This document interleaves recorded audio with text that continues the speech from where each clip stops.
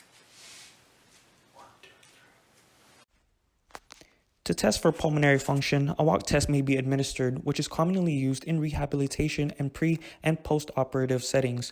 The 2002 American Thoracic Society guidelines that standardize the 6-minute walk test continue to predict clinical outcomes in most patients with COPD. This test measures the distance that a patient can quickly walk on a flat, hard surface in a period of 6 minutes, which provides evaluation of the pulmonary and cardiovascular systems, neuromuscular units, and muscle metabolism. Another test that can be done is forced expiratory time. This test assesses the expiratory phase of breathing, which is typically slowed. Ask the patient to take a deep breath in, then breathe out as quickly and completely as possible with mouth open. Listen over the trachea with the diaphragm of the stethoscope and time the audible expiration.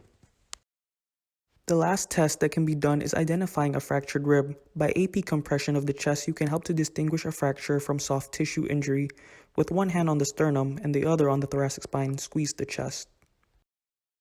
Educate the patient, if they are a smoker, that tobacco cessation will reduce disease risks such as cardiovascular, stroke, and lung cancer. Tell them of the different conditions and increased risk compared to non-smokers. For the patients ready to quit smoking, introduce to them the brief interventions models, such as the 5S model and stages of change model, to better help them with the process. Also, encourage them to get their immunizations, such as the influenza vaccine, yearly, and if they're susceptible to streptococcal pneumonia, then recommend the pneumococcal vaccine. That's it for the thorax and lung exam. Thank you so much for your cooperation. Do you have any questions for me? No, none come to mind. Okay. I'll be getting the results after I discuss them with the healthcare team, and thank you again for your time today, Mr. Odvina. Thank you, sir.